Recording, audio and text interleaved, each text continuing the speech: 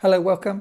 Exciting video for you today. Sigma UK kindly sent me their latest lens for the Leica SL mount, their 16-28 2.8 DG-DN lens. If you're new to the channel, hi, I'm Matt from MrLeica.com and I am no stranger to wide angle lenses. I've done videos for the Voigtlander Super Wide Helia, the Voigtlander Color Scope R21, the Zeiss ZN Bygone 21 2.8 and more recently the new Lomography 17mm lens. So for this video, to try to give you maximum value, I'm going to split it into two parts. For those of you looking for as much information as possible on wide angle lenses for Leica SL mount, I've done a table and we'll talk about every wide angle lens wider than 28mm for Leica SL mount. And then for those of you that are less interested in specific lenses, I'll talk about how to up your portrait game and how to master your wide angle portraits. I quite enjoy the 28mm focal length, and if you saw my recent video, I've just bought the Leica Q.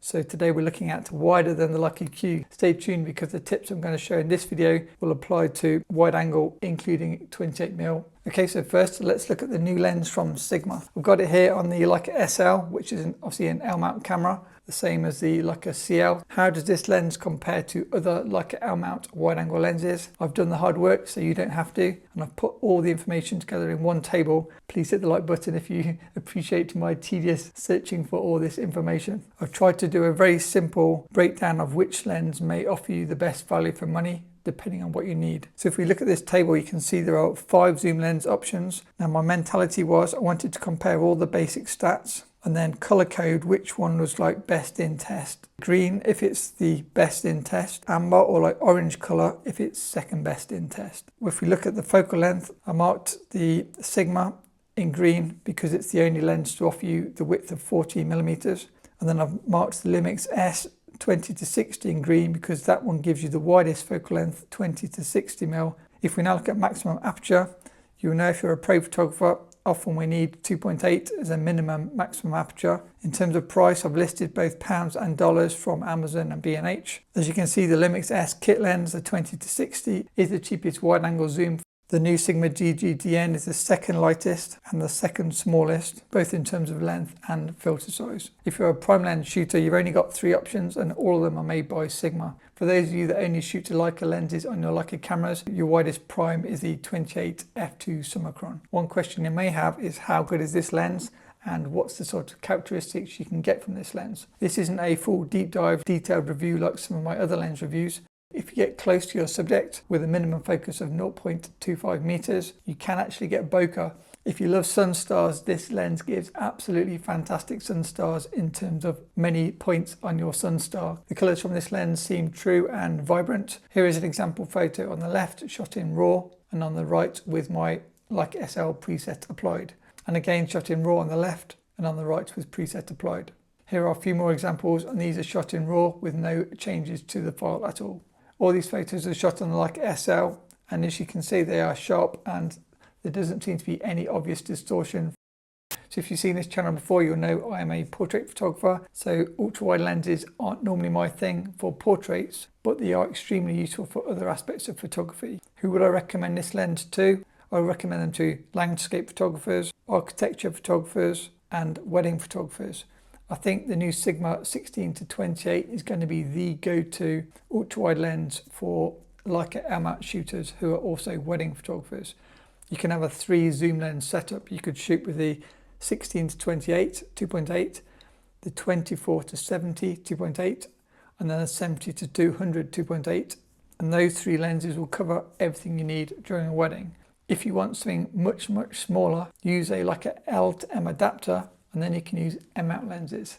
I smile because I tend to prefer M mount lenses, hence I've done reviews of 60-70 Leica lenses on this channel. And so next up, let's look at some of my very early wide angle portraits, and they may resemble more what you'd expect from a wide angle portrait. Distortion, small bodies, elongated limbs, that type of thing. This is how I've shot portraits in the past, maybe 10 or so years ago. Here's now some examples shot with a 50mm lens in the last couple of years, and you can see there's less distortion and they're not too crazy looking. And now if we roll forward to 2022, these photos are shot with a 16-28mm, and you may recognize Maya from my last video where we looked at a cheap alternative to the Leica Q. As you'll hopefully agree, you can get quite normal looking portraits from a wide angle lens, even when working really close to your subject. If you've not used an ultra wide lens before, if you stand at a normal distance like you would with a 50mm or 85mm lens to your subject, they're going to appear really small in your frame. So you've got to get much closer and to give them the same size in your frame. My top tips or hacks, if you want to call it that, for making pleasing, less crazy looking wide angle portraits is: number one, keep your subject in the center of the frame. As you can see here, when your subject is in the center, there is minimal distortion. Tip number two, try to keep your limbs either all in or all out of the frame. If you have a limb half in, half out, you're going to get really elongated, like forearm or leg or whatever body part is. If you look at this photo from my shoot with Maya, if you focus on the bottom of the image, you can see I chopped Maya's hand off, making the arm look extended. In the second example, you can see the hand is now also looking distorted because it's close to the edge of the frame. And finally, by switching the arms up, the hands look pretty normal, even though I did chop a bit of one hand off.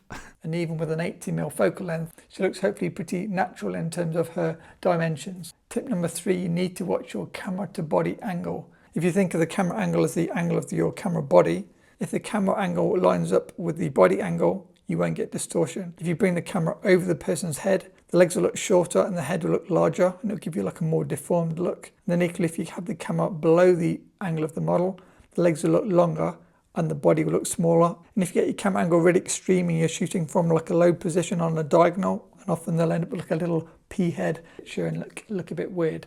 So try to keep the angle of the camera level with the angle of the model. And tip number four, again talking about angles, whatever's closest to the lens is going to appear bigger. Whatever is furthest away from the lens is going to appear smaller. So if you want to give like a slimming effect to somebody, have the body away and have the face closer, that's going to make the body slim down. Equally, if you have the body close to the edge of the frame, it's going to stretch and make them look wider. If you're shooting a portrait and say the girl's got her arms like this, because the elbow is the closest thing to the lens, the elbows are going to come extremely elongated into the lens. So by having the arms outwards, the nearest thing is going to be either the nose or the chest. The main thing to watch out for is normally elbows if you're doing things like this. And then, as I say, if you keep them centered and just watch your camera position angle, you can make them look pretty normal or natural looking, even being really close. All I did was shoot the photos in RAW, and then I applied my Mr. Leica SL presets. Obviously, you can make your own presets, but if you want my presets, you click the first link in the description below and you'll be able to download them. And bonus tip number 5, if you shoot your portraits horizontally rather than vertically, you'll get less body distortion. To learn more about taking portraits and model photography, check out my Patreon. I'll include a link below. And so to recap, I think Sigma have done a great job bringing out the 16-28 2.8 DG DN lens. It's a great size, it's a competitive price, and I think it'll be extremely useful for wedding photographers in particular. And then for wide angle portraits, I'd like to think you'll never be scared of taking a wide angle portrait again. Feel free to tag me on Instagram when you shoot your next wide angle portrait, and I'll be sure to check them out. If you enjoyed this video, please smash the like button. If you want a copy of the table, either screenshot it from the video or contact me on the links below and I can send you a copy. If you're tempted by the Leica SL camera, I've got a new blog post, again linked below. And if you love wide angle lenses, I highly recommend watching my Voigtlander 50mm f4.5 lens video. That's definitely a great place to start. A big thanks to my awesome Patreons, and see you in the next video.